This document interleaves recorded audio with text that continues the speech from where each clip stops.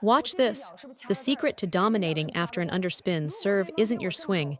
It's how fast you recover and where your weight lands. Today we're breaking down how to attack after serving backspin, your recovery, your body position, and your swing timing. After you serve, your recovery speed has to be fast. That's the first point. With backspin balls, you need to master the rhythm.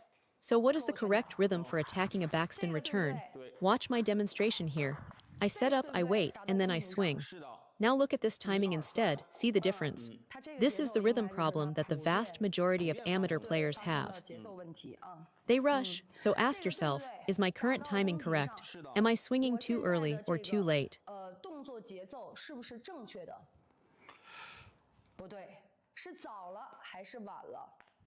Next, I'd say 90% of amateur players have this exact problem when attacking backspin on the third ball. They rush the contact point. They rush it every time. Now, what if instead of letting your hand arrive and immediately swinging, you load up first? You set your body, you store energy, and then you release. Think of it like posing for a photograph. Before the shutter clicks, you hold still and get your pose right. That's what we're doing here, except we call it the loading phase. Before every backspin attack, I set my pose. Legs engaged, core wound, arm in position. Watch, I get my legs set, my hip loaded, my hand back. I hold that shape. Only once this pose is complete do I start my forward swing. That loading moment, that's the time you're missing.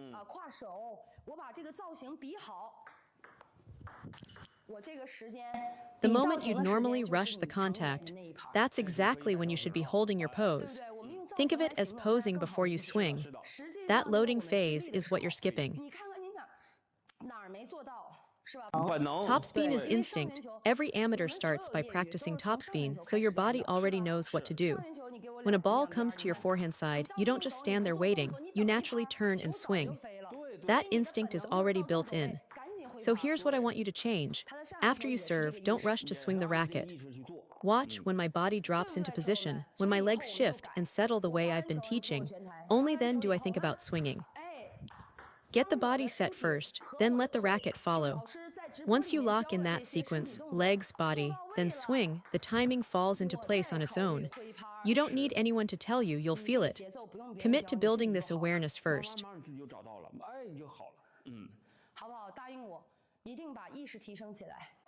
A lot of amateur players can't sustain the friction on their loops. The arc just isn't there, whether it's forehand or backhand, the ball drops flat. Here's why: the backswing is slow and the forward swing is also slow because you're trying to muscle the ball. You want power, but you never built the arc first. So let's fix that.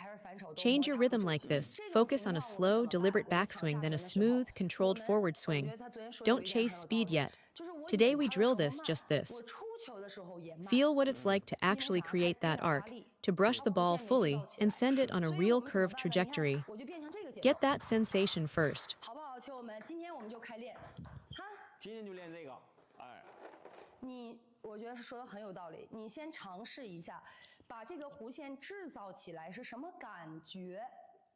Then, a lot of players rush to complete the stroke as fast as possible. You're so eager to finish the motion and get back that you cut the swing short. That panic, wanting to hurry up and hit, that's the root cause. The problem is rushing, finishing the stroke in a panic. So first, let yourself slow down. Complete the full stroke, complete the full arc. My backswing can be slow, I don't care how fast the ball comes. Watch, even on a fast long push, I still finish the motion. Same result. Try this yourself. Complete the back half of your stroke. Complete the friction. Complete the arc.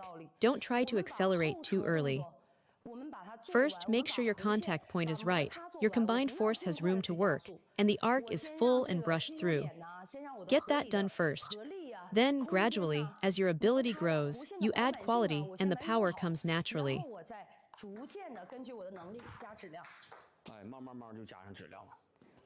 After that, after you serve, your body should be in a specific ready position.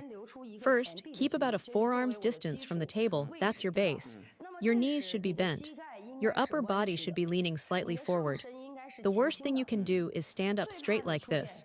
I see this problem constantly. Players pop upright after serving. Why do you lean back after serving? It's instinct, a little bit of fear, a little bit of habit. But all you need is a slight forward lean. Watch the difference. When I stay compressed like this, knees bent, chest over the table, I'm in an attacking position. I can move to any ball. But when I stand upright, even though I want to attack, my body can't deliver. Now, the first key point. Whether the return comes to your forehand, your middle, or as a half-long ball, you need to step in with small, quick adjustments.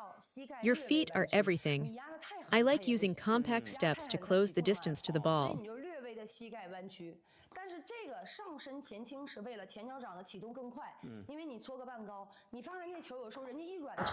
Your footwork determines whether you're a practice hall player or a match player. If your feet can't move, you'll look great in drills but fall apart in competition. That accounts for the vast majority of the gap. So keep those knees bent at all times. Now watch what happens when I stand upright. If a half-long ball comes, look, I'm reaching, I'm off balance, and the ball sails long. I basically can't loop it. But when I stay low, knees bent, weight forward, watch the difference. Now I can step in and meet the ball out front. I drive through it cleanly. See how much easier that is? So after every serve, make it a habit. Chest down, core engaged, slight forward lean. Train yourself to hold that compressed posture. That's your ready position every single time.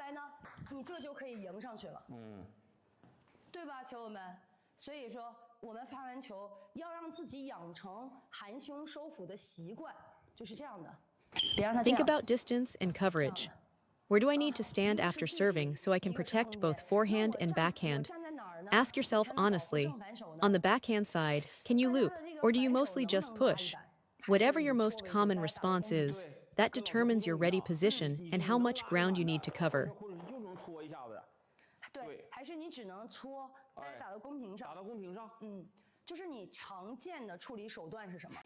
You need to sink your lower body and get solid. For example, on a backhand loop after the serve, watch. I serve, I open my stance, I sink down, and now I'm ready to loop. See this foot? It's planted here. And this foot is anchored here. Now if the ball goes to my forehand instead, I simply step across with my right leg, one big stride, and I'm there. Open the stance wide, step across, and my forehand is covered. Meanwhile, everything on the backhand half of the table is already protected from this position. So why does your forehand always feel exposed? Because after you serve, your recovery step is too small. Your forehand reach is short, so you're afraid to serve there. If your opponent pushes a wide-angle return to your forehand, you simply can't get to it. That's why after every serve, you need a big, committed step to recover.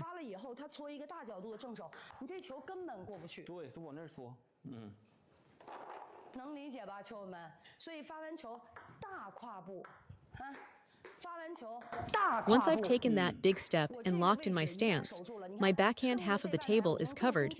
I use weight transfer to loop anything on this side. Then for the forehand side, one single crossover step gets me there. That's the pattern when you serve to the backhand or middle.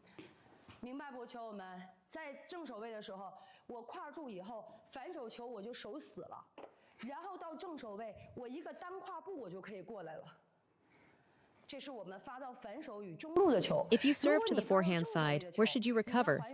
Shift from your serving position over to here, with the center line roughly at your stomach. Most returns will land in the zone. If your opponent pushes a straight line back, don't worry, from this stance you can still loop it. They can't push it so wide that it's unreachable. If it goes extremely wide, just push it back. Most pushes will come to your backhand area, which is exactly where you can comfortably generate power. I often serve short to the forehand, watch top-level matches and you'll see the same pattern. The player serves short to the forehand, then immediately sets up right here, ready to attack. Forehand side is covered. So remember, serve to the backhand, recover to the backhand. Serve to the forehand, recover to the middle. That one adjustment protects the whole table.